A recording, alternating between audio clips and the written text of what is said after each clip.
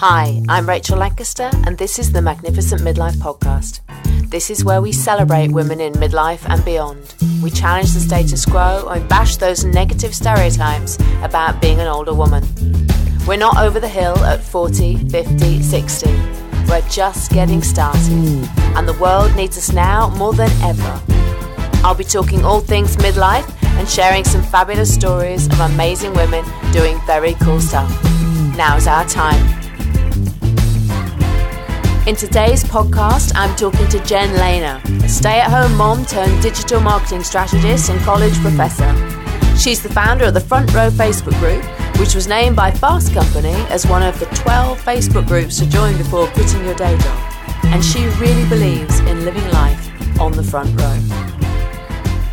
Jen and I met online, and today is the first time in nearly 3 years that we are actually speaking almost face to face. We're still on opposite sides of the pond, but we are actually talking in real time. Hello, Jen.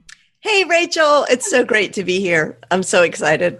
It's just fantastic. I can't believe it. We've left each other voice messages, haven't we? And we've texted and we've messaged and everything else, but we've never actually done this. It's incredible. Yeah. I mean, I think even like carrier pigeons were involved. Like we have communicated in every way possible, except actually face-to-face or sort of face-to-face. So this is great. And we've yet to meet. So you have this wonderful community online on Facebook called The Front Row. And I'm going to kick off by asking how you came to set that up and why. Well, that was sort of one of those happy accidents. I mean, I always knew I wanted to set up a Facebook group. I was fascinated by being a member of certain Facebook groups, how incredible it was when you really stepped back to look at what it was, where you would have a community of people who are all interested in the same thing, talking daily in a world where if you're working online, you're sort of isolated, and these communities give people opportunity to come together about topics that they're passionate about, whether it's gardening or business or whatever. So I was always thought that was so cool. But I was on a path of discovery when I first decided to start a business, and I didn't know how that was going to take shape. And after I'd started a business and my online business was new, I had actually scheduled a webinar about Twitter. And I was really fortunate that someone went into a really large Facebook community and raved about me. Oh, you got to check out this girl, Jen. She knows a lot about Twitter, la, la, la. And all these people started signing up for my webinar. And I was like, oh boy, I need to capture this in some way. So I was like, now's the time. Like, I'm going to start the Facebook group right now. So essentially what I did was, as people were registering for the webinar, first I set up this group. I thought of a name. I really like the name. It has turned out to serve me so well. It's actually, I think my business name is soon going to change actually from Jen Lehner Media to Front Row Media. And it's just been, I was very fortunate. I don't know that the name came to me. I really like it because you'll see, we'll talk later, but it really represents everything I believe in. And on the thank you page, I invited them into this community, and then the community was born. So I had lots of people coming in at one time. So there was sort of an energy, and everybody started chatting. I jumped in the mix, and that was a few years ago. And now we just hit 5,000 members. But I'm really not so focused on the numbers, because actually everybody who asks to join does not come in. You know, Facebook gives us that beautiful new feature, screening feature, so we can ask 3 questions, and everybody's not a fit for the group. So I'm not really so focused on the numbers. I probably turn as many people away as apply, because there's no point in having people in the group who aren't going to benefit and who aren't going to add value. So, And what was it Fast Company said about the Front Row group? Oh, yes, thank you. So Fast Company magazine said that our group was one of the top 12 Facebook groups to join before quitting your day job. That is incredible. Yeah. It's three and a bit years? Must be something like that, isn't it? Yeah, something like that. That's when I first came across you in the bigger group. Yeah, I mean, it's I feel like it happened fast. There are groups much larger. There's groups with 20, 30, 40,000 members.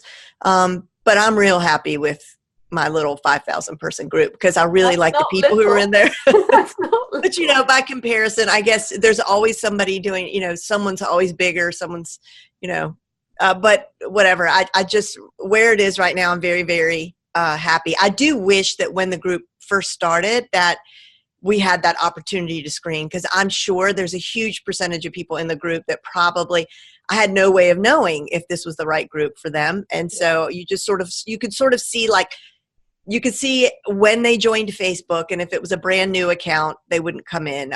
If they didn't have a profile picture, I wouldn't let them in. If they were a member of something like more than 200 other groups, you could see that. I wouldn't let them in. But beyond that, I had no way of knowing like who's going to be good or not. So anyway, moving forward, it is nice having this screening feature. And then that has grown into a business for you, hasn't it? That group. Yeah, it really has. So going back to what I said a minute ago, you have this concentration of people, this community of people who have segmented themselves, essentially. They've gone into a group to say, I'm interested in this. And then they stay in the group and they participate in the group because they're finding commonality with the other members and things to say to each other. So there's nothing better than that. Like, how could you do that in real life? You would have to rent out a space and put flyers everywhere and put an ad in the newspaper and then maybe cross your fingers, that people would show up, but you're able to do this completely for free. So what I saw was I was unknown. I really didn't have a big email list at all. And I was new at this. And then I realized, wait a minute, this is my club. This is my little thing to do with what I want to do with it, right? So it's up to me. Yeah. So I'm the host of this party, and I better get this party going. And that's sort of the way that I looked at it. And what I realized is that I could go show off in there. I mean, there's no really other word for it. That's exactly what I was doing, right? Like tap dancing, look at what I can do. Look at this, look at what I can do here. And, but basically like giving trainings on how to set up your Facebook profile, everything. I taught everything for free. And I went and people started like, hey, like this is valuable. And they started telling their friends, but more importantly, they were listening. They were actually listening and they were engaging. And so when the time came to create a product, guess who the first people were to step up and buy? It's the people in that community. And most of the people who started and bought my first courses, who started in the front row, continue to buy pretty much everything that I put out, which is, very, very flattering and affirming. I mean, I'm so incredibly thankful for that. But yeah, so then that became, then I created a membership site also with the same name. And so a small segment of the people there said, we want to go into this group. So that gives me recurring revenue every month. And that's a wonderful thing. And then I started a podcast with the same name. And like I said, I will eventually be changing the name of my business. Someone locally, I saw like it came across my something and it said, it's another company just like mine, a media company, and they're called Front Porch Media. And I was like, oh, and it's local. And I was like, dare they? So now I'm in like a big hurry to change my name, I did apply for trademarks. So it's taking forever though. Can you trademark that though? Because it's sort of such a common term. Yeah. Well, hopefully the attorney that I used was giving me sound advice because I did my own search and I was like, wow, there's front row everything. And do we really have a chance? Because whether I get the trademark or not, I still had to pay her, a lot of, what do you say out there? Quid? Dosh. Dosh, yeah, a lot. And so anyway, it's like, it's really the name Front Row, it's like how you use it. There is and there's even a Front Row podcast. My podcast is the Front Row Entrepreneur Podcast. That Front Row podcast is what I'm worried about it's like a, NPR, National Public Radio, right? Okay. The equivalent of BBC here in the States. And it is, they have a podcast called The Front Row, but it's completely different, the subject matter. So she said it might be possible. It's just, I had to apply for a couple of different trademarks based on usage. That's what it is. So anyway, we'll see. So Did you have to change? I mean, you're pretty outgoing and you're an extrovert, I know, but did you have to change anything about yourself, in yourself, to be able to go down this path? Because it was quite new for you as well. I know you've always sort of been in sales and marketing, haven't you? But this was a very much a new venture for you, wasn't it? Oh gosh, yeah. I mean, I feel like I'm still in the middle of like coming out of this cocoon. Like it's been a metamorphosis for sure. Like the qualities of my personality, like being outgoing and all those things, like, yeah, that's who I am. But I did have to change in so many ways. Like, oh my gosh, like it's just like when you enter into, I guess, having your own business, but also having an online business, it's like you just take a giant insecurity pill, right? Like, tell me about it. Insecurity pill, and it's That's just a great way of describing it. Yeah. And you're I have 3 of those for breakfast every morning. right? I mean, it's horrible. And I think the reason it's probably much more difficult online than it would be if it was strictly an offline business is because you have to be online to do your work. And so, and you're learning. So you say, okay, well, I'm going to go learn about this and I'm going to learn about that. And you've got emails coming in. And what's happening is you're just getting bombarded with other people who are doing it and doing it better. Yeah. And you start thinking, I should be further along. Why is it working for them and not me? Oh, this is never going to work. Oh, my stuff is crap. Oh, and so the change I had to make was to say, and this is a daily practice, or not so much daily anymore, but I can see it creeping in. Yeah. And I just have to really have had to change my self-talk in the way that I see pretty much everything. So I can actually get certifiably depressed if I don't do this, right? Like I have to say, okay, I ask myself certain questions like, is this going to matter in 5 days, 5 weeks, 5 months? Usually it's yes, probably not, and definitely not, and then that helps to give me perspective. I mean, I have all sorts of little strategies that I use to keep myself focused, but some of the most practical things are I literally will unfollow anyone, even if they're fabulous. If I've subscribed, for example, to somebody's email list and they might give out the best advice, they might have great content, whatever, but I notice that when I'm reading or consuming their content, I start to feel bad. And now I don't even question. I just say, okay, I'm feeling bad and I just got to turn these people off for a little while. And sometimes I'll seek them out again if I need to learn this or that. But I have noticed that it helps a lot. It just to silence it's easy enough to do online. Also, my Facebook newsfeed, I've got a Chrome browser plugin that is called the Facebook Feed Eradicator. And so actually whenever it only works in Chrome, but when I log into Facebook, there's work I have to do in Facebook all the time. I have to go into my group. What was happening previously is I would go into my Facebook page and the first thing you see is your feed. And you get over there and then 15 minutes later, you're like, what was I supposed to do? Oh, I was going to post something in my group, but no, I got sidetracked by something I saw in the feed. So now I have that turned off. And what you see instead are these beautiful inspirational quotes every day in its place. So there's like great inspirational quote. Now, if I go on my phone, I'll still see the feed, but that's helped a lot. And plus, not to mention the fact that the news is so bad, in the world that also can like infect me with just sort of like, it can really affect my mood. And I need to be feeling pretty positive during my workday because I'm usually creating content or talking to people in a webinar or a live stream.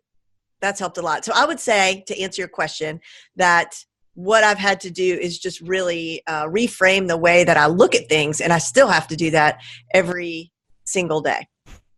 That's brilliant. I love that tip because you and I do loads of stuff online as well, and I'm always getting distracted when I have to go onto Facebook. And so many people now increasingly, even training stuff and coaching stuff, they're all hosting it on Facebook. So you go on and you just get so distracted. It's so annoying. Yes. Right. And the other thing is there are sometimes really 15 great solutions to any given problem. Okay. Or 15 great ways to tackle any particular task or to get to any particular end goal. There's 15 beautiful paths, and one person, they're all right. And so what I did, a smart decision I made early on, and I heard it from someone else, was like, I don't know, maybe they said pick 3 mentors.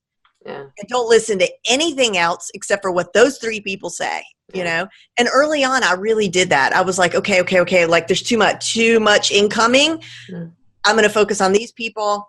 And then if I, at some point I got what I needed and moved on, or I've stayed with those people, that's helped as well. Because otherwise you just start on those 15 different paths, and you really made no progress on any of them. Right. And you are actually very focused. I mean, the speed at which you bring new things out is inspiring. You see, I should tell everybody who's watching this that when Jen talks about all those other people who are so much further ahead than she is, you see, that's who Jen is for me, because I always feel like I'm running to catch up. But it's good because it keeps you on your toes, and it makes, there's a sense of momentum and maintaining that. So a little bit of healthy competition. Yeah, absolutely. So what's your mission? What's your why? Why do you do what you do? Oh, that's so easy for me to say, because I can just tell you that this is really like, okay, let me just tell you, I got a Vitamix. Do you know what that is? A mixer thing. Yeah, a blender. A blender. Yeah. We call them blenders. You call them mixers. Same thing, right? Oh, we call them blenders too. Oh, okay. So it's just a great appliance. And when I got one, and I did all the things with it, right? Like you can make peanut butter, you can make almond milk, you can make frozen desserts, you can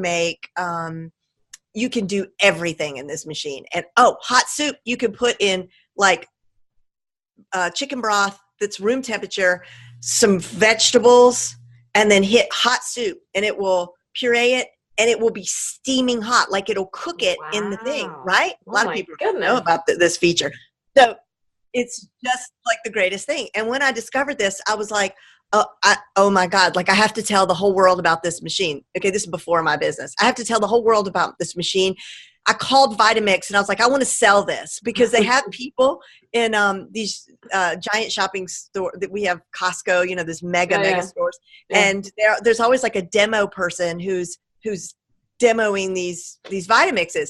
And I was like, that is a dream job. I just want to tell the whole world about how much I love this and how much joy it will also bring to them. And I just can't. So I told all my friends, and I'd say, come over, I want to show you.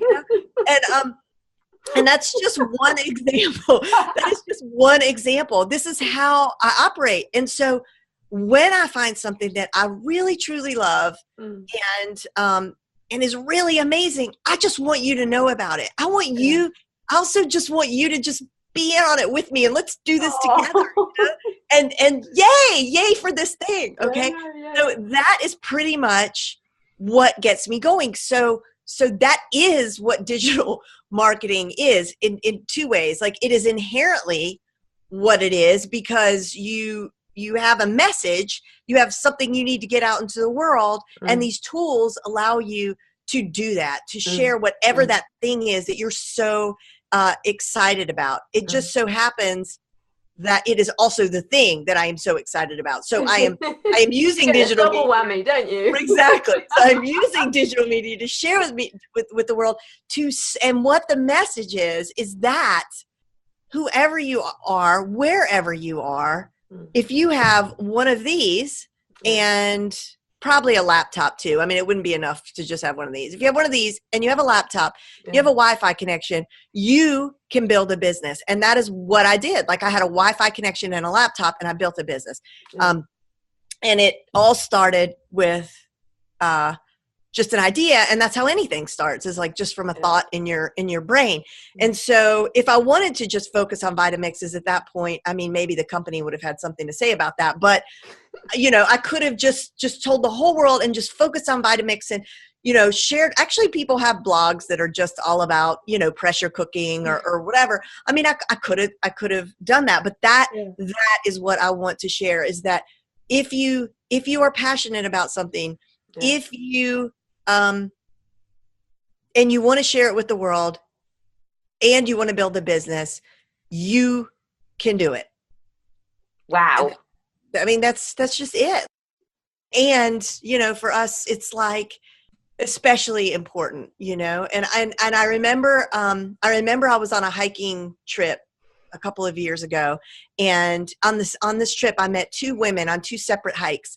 And the first woman was this brilliant financial person. And she worked in a corporate environment, and she had kids about the same age as my kids. And she said, I'm looking for other things. She said, I don't know what I want to do. I'm so sick of working for the man and having to beg for vacation time and, and all that. And I was like, at that time I was really into online courses. Still am, like, I believe in online courses and that it's a great financial model. And I mentioned it to her, and like, she had no idea what I was even talking about. Yeah. And I so wished I had like a link or something to give to her to say, here, go here, and this will teach you everything. And so then I went and created a course about how to create courses. And the same trip, I met a woman who worked for the FBI, and she had retired already, and they were begging her to come back. But she said, the money would be great. And she said, but I'll have to move, and I really kind of hate it, but I think I'm going to have to take it. And because I really do need to supplement my income. And she was like miserable, but she's pretty certain she was going to take this position. And I thought, wait, there's another alternative. But a lot of people, they felt trapped, especially this FBI woman. She had hit a certain age and just felt like she really didn't have any other choices. Mm. But we do have choices. It's so good to hear that whole, you just need to have your passion and then work out how you're going to do something with your passion. And then also sometimes just take the first step. It's about just taking that first step, isn't it? And then taking another one and another one. Say yes and then figure it out. Yeah. Figure it out later. Just say yes first and then just figure it out later. Yeah. So in terms of specifics, are there any sort of specifics that have helped you make this shift towards working on your passion? Is there anything in terms of your day-to-day life, that's changed? How have you made this shift towards being so focused on your passion? Well, for me, it was a pretty graceful. I'm not saying I'm graceful. I'm saying the world was graceful to me, or, there was a lot of grace that the world showed me, when I was ready to do this. Like, it shifted for you. Yes. I did not have to move mountains. Like it was pretty natural. My kids, my youngest is only 9, so she's still little.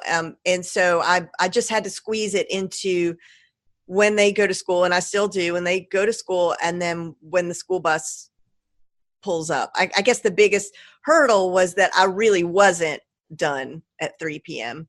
I was still, even if I was at the house, I really wasn't at the house. Yeah. I mean, my office is detached from the house, but if I was at the house, I really wasn't there. I was listening, but not listening. I was just very all consumed.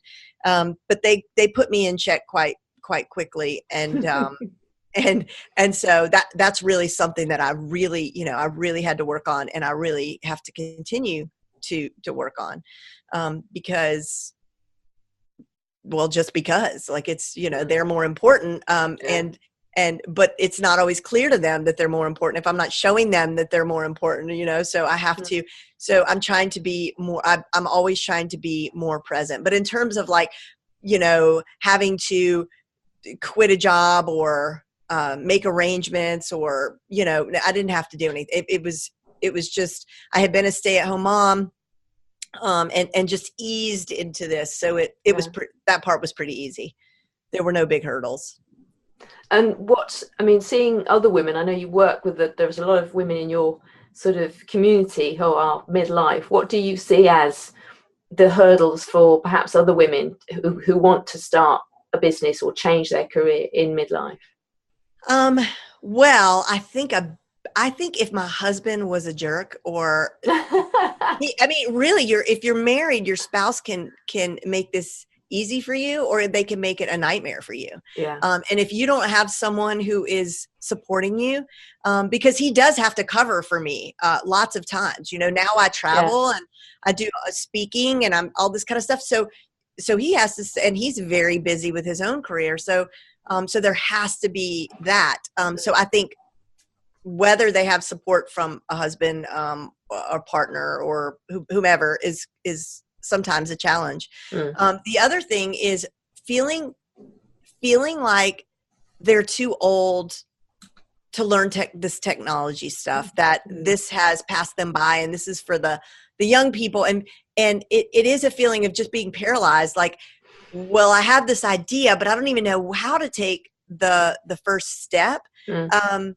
And then, but it's usually once the first step is taken and just the most basic things learned and a small win is accomplished, then they're on their way, but it is very like, I think overwhelming. And then, and mostly it's like, it's a lack of confidence.